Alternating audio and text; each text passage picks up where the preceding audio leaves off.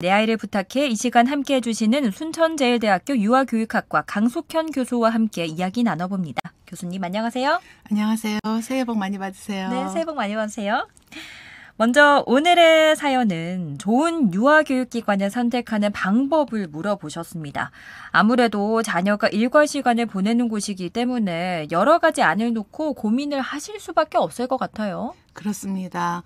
내 아이가 행복한 시간을 보내고 또 가지고 있는 능력을 최대한 좀 끌어내고 그렇게 해줄 수 있는 유치원은 어디일까?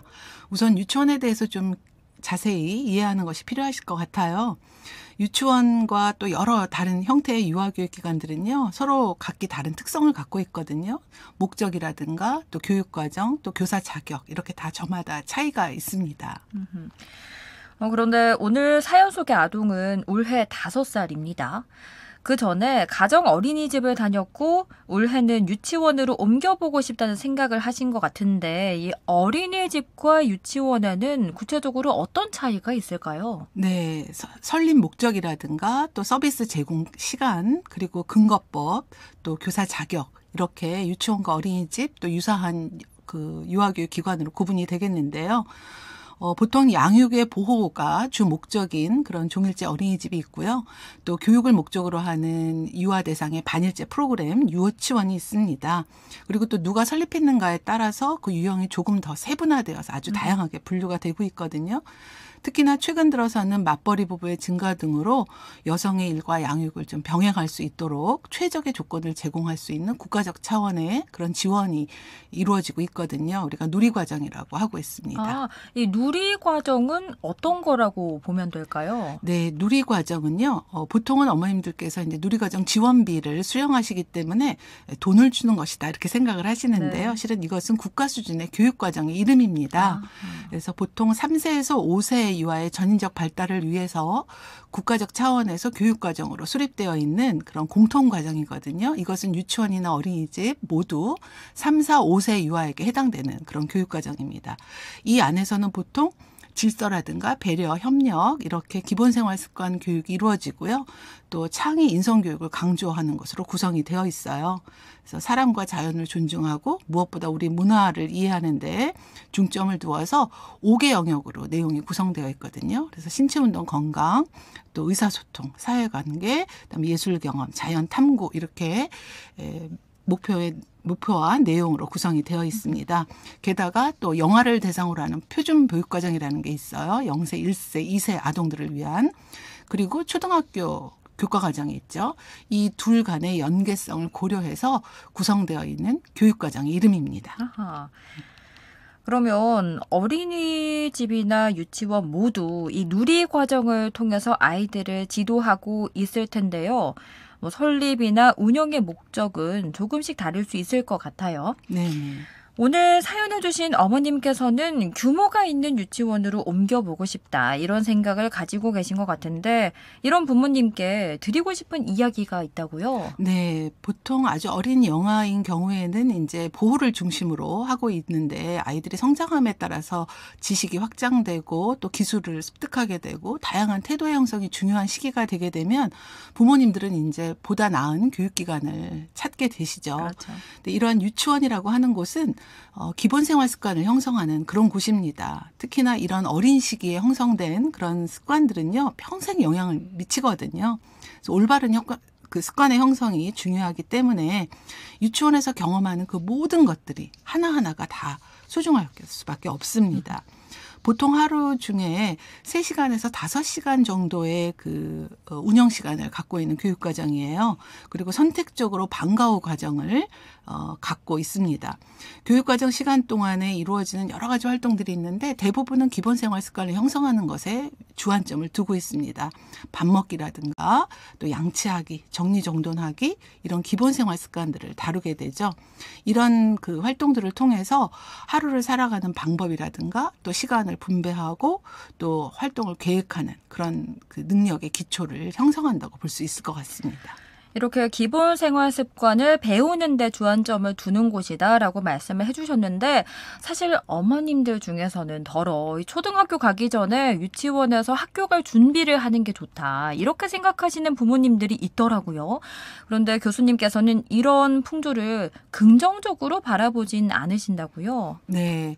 보통 그 선행학습의 개념에 많이 흔들리시는 것 같아요. 그런데 유치원은요, 독립적인 학교입니다. 초등학교를 준비하는 그런 교육기관이 아니거든요. 유치원은 교육부가 관리하는 유아 학교라고 보시면 되는데요. 학교라는 단어가 붙다 보니까 우리가 형식적인 학습, 이런 것들을 생각하시는 것 같아요. 초등등학교가 주로 인지적인 발달 차원에 중점을 준다면 유치원은 인지의 기초, 그리고 정서와 신체, 이런 모든 발달을 아우르는 전인적 발달의 목적을 두고 있습니다. 그래서 균형 있는 발달을 위해서는요, 그에 적합한 자극, 또 그에 적합한 교수 방법, 이런 것을 써서 교육이 실행이 되게 되거든요. 아이들의 발달에 적합한 교육을 하지 않게 되면 오히려 퇴보, 때로는 장애, 이런 것들을 수반할 수 있습니다. 유치원이라는 곳이 초등학교를 준비하는 교육기관이 아니라고 말씀을 드렸는데요. 유치원에서 아이들은 세상을 배우게 됩니다. 그래서 유치원에서 어떻게 살아가는지를 배우는 것이죠.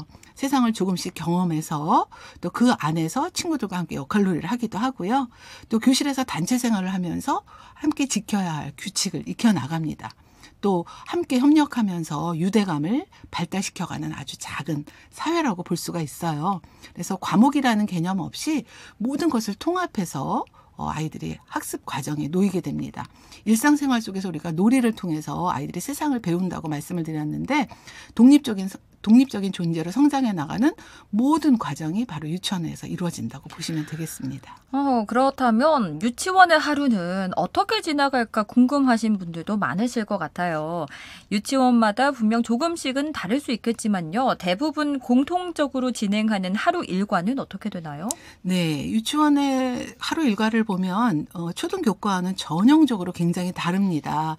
특히나 유치원에서는 교과서가 없습니다. 왜냐하면 아이들의 발달 특성상 그 주의 집중 기간이 굉장히 짧거든요. 그래서 아이들의 흥미나 관심을 끌 수 있는 그러한 그 교재나 교구를 가지고 놀이를 통해서 학습이 이루어지도록 접근하고 있습니다.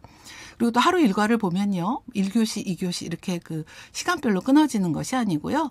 자유선택 놀이라든가 또 대소집단 활동, 그리고 이야기 나누기라든가 바깥놀이, 또 현장 체험, 이렇게 다양한 활동 중심으로 이루어져 있어요. 그래서 이런 각각의 그 놀이 형태를 통해서 아이들에게 많은 유익을 구하고 있는 것입니다. 뭐 대표적으로 한두 가지만 소개를 드리면 자유선택 놀이라는 게 있어요. 그래서 이것은 교사가 이끌어가는 것이 아니고요. 아이들이 자신의 흥미나 요구에 따라서 그 준비되어 있는 그런 놀잇감을 선택하고요. 그 안에서 아이들이 함께 협력하면서 놀이를 창안해내고 그 놀이에 참여하고 그 놀이를 평가해보는 그런 시간을 갖게 됩니다. 그래서 이 안에 들어가는 여러 가지 소재들이 있거든요. 블럭을 이용하는 블럭놀이라든가 또 언어놀이, 그다음에 또 역할놀이, 우리 소꿉놀이라고 했던 그런 놀이가 있고요. 또 과학이나 수학 같은 교과가 놀이의 형태로 풀어져 있는 그런 놀이가 진행이 되고요. 또 음악, 미술, 율동, 이렇게 다양한 형태의 그 환경 속에서 교사의 지원을 받아가며 또래와 상호작용하는 놀이가 주를 이루고 있습니다. 또 실내에서는 뭐 자유 선택 활동, 대소집단 활동, 그리고 이야기 나누기 같은 게 진행이 되고 또 밖에서는 바깥놀이나 현장 체험 학습이 진행이 되는 거군요. 네, 그렇습니다.